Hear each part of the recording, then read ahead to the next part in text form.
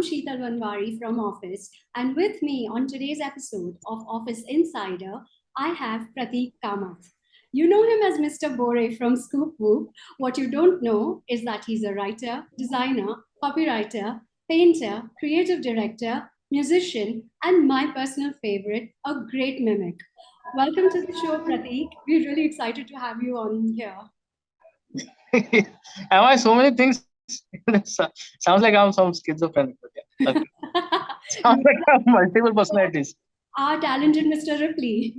Yeah. So recently, you have been part of influencer marketing, which is one of the most dissed and discussed, industries. So, how Yeah. did you shift from, being from a pure play advertising agency to influencer marketing?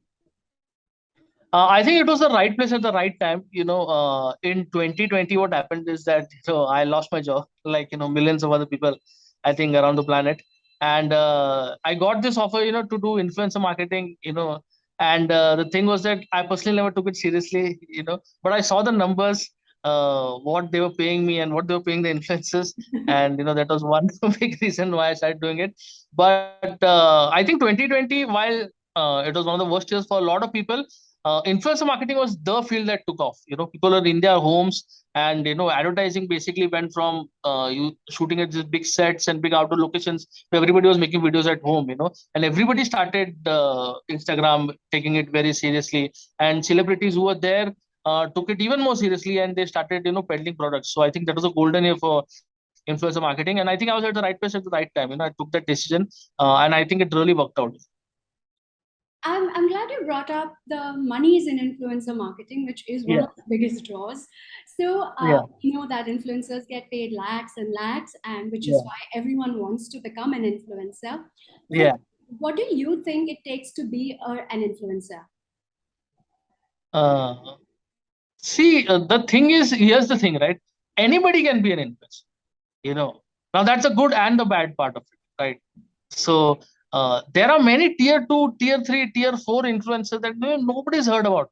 And there is a saying that says, the richest lies in the niches. So if you find a niche, Hmm. so find somebody like, let's say Kavita's Kitchen. She's the woman, typical middle class woman, from a small town making food. And I haven't checked the profile since in a year. And, sometime back she had some 12, 15 million followers, and that's on YouTube, which is the toughest, to make. And you have these big chefs, okay, Michelin star chefs. They have 1, 1, 2, 3 million. And, this housewife has 12, 13 million. Now it must be almost 20 million. So people who are real, people who find a niche, people who talk to people in a way that they understand, those are the true influencers. And trust me, anybody can become an influencer. However, Pratik, my question is for brands. So a lot of Huh. brands don't know really how to engage with influencers. You've been on that side of it. You work for Yeah. brands. You really know how to get the best out of influencers. But what Yeah. would be your advice for brands? See, the advice for brands, I can talk for hours on this. If there's one piece of advice that I would love to give brands, is that if you make an ad and just post it on Instagram, people will skip it, right? There is no point in having an influencer star in it or act in it or whatever. It's like I come to your house, I'm a guest, right? I don't own your house. Hmm. I come to your house and your house will have certain rules, right? There might be no non-veg, you can't keep, can't walk with shoes or some whatever. Your house will have a certain rules. Same, goes for Instagram, right? I come to your page to sell my product, sell it the way I would sell it. What happens with the brands? A lot of time brands feel okay, you just throw money, and the influence also, ultimately many times they also okay, the money is good, I'll say whatever you want me to say, and that's why there's a huge disconnect. You see a guy making fun of everything, but when the influencer video comes, paid video comes, he's talking CTA. Correct. He's talking lines that have been written in New York because a worldwide mandate hai. And then people don't resonate with it. People saying, "Sir, ये तो ऐसा नहीं बात कर रहा, ये पैसा लेके ये किया." And everybody just skips. So I think brands should respect the niche of that person and mold themselves to that product, rather than forcing themselves upon that person. It So is in easier said than done, I Yeah, understand. I know, because what you are saying is that not only has advertising moved to influencer marketing, but we've also carried forward the problems that were there then. right? Absolutely, absolutely. Insta celebs are very interesting breed. You can ask me. I'll tell you one thing. Everybody needs a double door vanity. When I started my career, Shah Rukh Khan needed a double door vanity. Salman needed a. Now a guy with 200,000 followers needs a double door vanity which costs 40, 50,000 a day. I'm like, okay, we'll give it to you. And somebody's paying for it. But you've shot with Varun Dhawan, Kriti Sanon, Ayushmann Khurrana, a lot of celebrities. Yeah. Who is your favorite? Varun Dhawan, yeah. Varun Dhawan by far. It is a very, very tough shoot, but the way Varun is one of those guys, and I will be really honest in saying this. You see what you get. He's not putting up an act. Hmm. Uh, he is very, very grateful to be doing the job that he does, despite coming from whatever background that he comes. I know nepo and all words people use, but he works so hard. Even in a small ad that we were shooting with him, I would call myself small in terms of the larger picture, larger things that they do. I remember he came from one shoot, shot with us for 2 hours, went and then danced at a wedding. So he just squeezed us for 2 hours, but paid a lot for it, no doubt. But when he came on set, it was like he was shooting Jug Jug Jio. But Pratik, you mentioned 40 lakhs for an influencer. Hmm. How do brands justify ROI on something like this?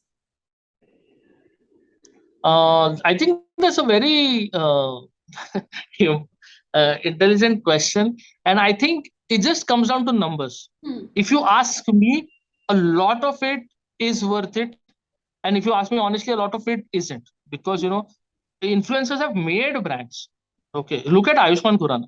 Hmm. There is this brand called Man Company, which I've heard that he only owns it, so he does a lot of videos for it. Hmm. He's completely sort of defined that brand. So I think if the product is right and if the celebrity is right, and you're using the celebrity the way the way they are, rather than them just reading off lines of a page, अरे ये बोला है तो मैं ये बोल के जा रहा हूँ. If you use them interestingly, keep the persona in mind, I think it's definitely worth the ROI. This was a good session, and some of the analogies that you've used, I'm hoping will help us create better campaigns on, especially with influencers. Before you go, Absolutely. Pratik, I have to request you to do a little bit of, your favorite Sobo girl and Uber driver, mimicry. So, so वो girl and Uber driver. Yeah. बाया आगे से right लेना. अरे madam कहाँ जा रहे हो? भाई आगे से right. You want me to do something like that? That is basically your life, yeah. Thanks a lot. All right. Thank you so much for joining us today, Pratik. Everyone, you can follow Pratik on the Insta handle that is mentioned on the video. And please follow Office to see more episodes of Office Insider on Instagram, Facebook, Twitter, and LinkedIn. Thank you. Thank you so much. Thank you so much for inviting me.